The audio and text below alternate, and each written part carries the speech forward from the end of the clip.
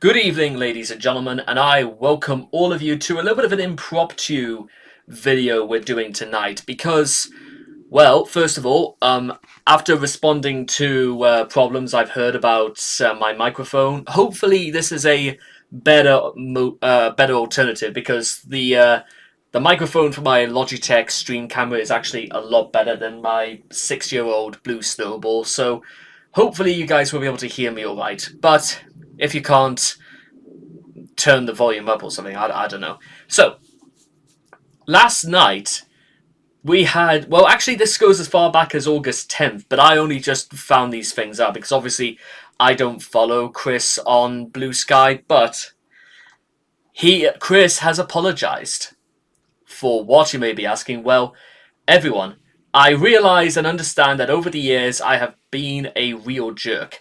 I've said and done insensitive things to others over the years. What did it get me? A lot of being trolled and lots of regrets. I solemnly swear from now on I will never, ever again be a jerk. Now, I should point out that is the whole message, but for what they're worth, let's just sort of go through this, shall we? First of all, lightning heart lightning. Now, the first question I've always wanted to, I think we should start with is that, was this actually written by Chris? Now here's some of the reasons, like for and against. Pro, this actually has lightning heart lightning written at the bottom of it. Con, the majority of messages that Chris sends, even when Chris was still using Twitter, were about 5 tweets in length, and a lot of them seem to be incoherent ramblings about the dimensional merge or some off-centered topic. So pick up what you like from that. Now, is Chris being legitimate about being sorry? Well, let's go through this one by one. Pro, Chris actually acknowledges that he's been what he calls a real jerk, and Chris acknowledges straight up that all of this got him absolutely nowhere in life. Con, it's very unlike Chris to actually possess this level of self-awareness, even after 18 years of Chris's presence on the internet. Why now of all times is Chris actually acknowledging this? Second of all, Chris says he's apologizing for being a real jerk, but Chris isn't. But I think that's a bit too vague in terms of what Chris is actually being sorry for. Which brings us on to part 3. First of all, did Chris actually write this? Because it does seem quite short and to the point, even though it does have lightning, blue heart, lightning, which that can be seen as a staple, and considering that Chris has watched the whole Geno Samuel documentary, which is a very unbiased look at Chris's life from a very standard sort of perspective, with no real ulterior motive seemingly behind it.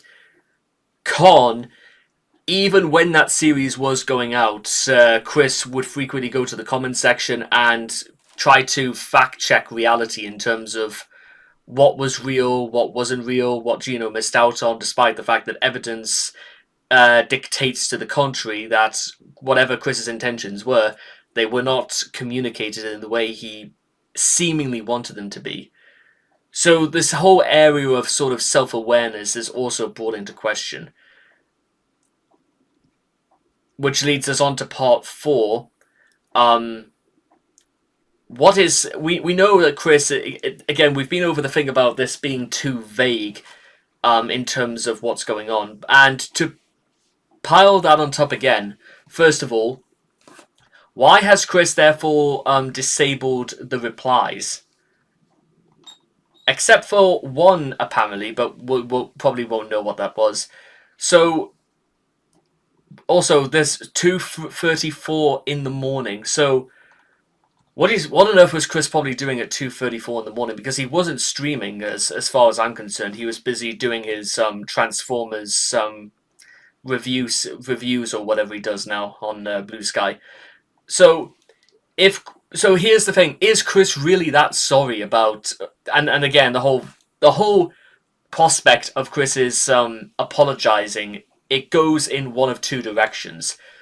Pro, this does, like I said, it seemed, even if it's a bit vague, it does bring to light the fact that Chris has acknowledged that he was a jerk. Con, Chris doesn't technically apologize. He says he acknowledges he was a jerk, but he never says that he was sorry. He doesn't list anything he's sorry for. He hasn't done any. What's brought all this about that Chris is deciding to apologize again? Because outside of the vagueness of the details, one thing for those who haven't or don't know Chris for as long as some other people do, Chris very, very rarely apologizes unless there is an ulterior motive. But what could that sort of be? But then again, is there an ulterior motive at all? Because that's the thing about the vagueness actually coming into Chris's favor. Because, well, what's Chris? If Chris was meant to apologize to someone, Chris would have just apologized to somebody. He would have stated. Chris would have probably have done something like that. Go all the way back to the Game Place and Michael Snyder.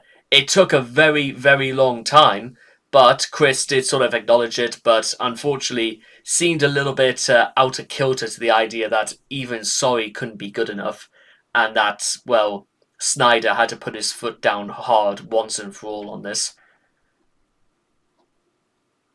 But even if we were to go through the idea that Chris didn't actually write this tweet, who did then? Did Flutter possibly write this? What did it get me? A lot of being trolled and lots of regrets. Is that supposed to be an inclination of revealing something before? I mean, a lot of people go back to the 2021, incest incident and stuff like that. Is that Chris in some way actually trying to say that he knows what he's done was wrong and this is what's come about all this? Is something weighing on Chris's mind to the extent that he has to sort of try and make peace? Is there something else going on? And now I should point this out because we're bringing this to an end shortly and we're sort of cutting it off here. It's this whole problem with trying to talk about Chris post jail release is that it borderline goes into the deep end of parasocial behavior. Are we looking too deeply into things? Is there anything to look for? You know what? Maybe there is a bit of a vagueness to this whole message, but is it a message? Is it meant to be anything specific, or is Chris just trying to say in some small way, I'm sorry for what I've done? Now, we know fine well, now, until Chris technically says, I am sorry for, that's the sort of thing, because the vagueness, again, comes into question, because, well, Chris hasn't actually listed anything in which, he has admitted to being a jerk. But if we are to take Chris's word for this, that Chris is not going to ever again be a jerk, then, well, what does this mean for the foreseeable? Because let's be real, ladies and gentlemen. Chris may be 43 years old. Chris has already probably had not the greatest of lives to live, and whatever comes of Chris's life after this would probably be just as much to talk about. Sadly, however, I wonder if it really, maybe it is true. Maybe it really has come home to Chris about how much of his life he's just sort of wasted and let fizzle away over things he knew he shouldn't be involved in.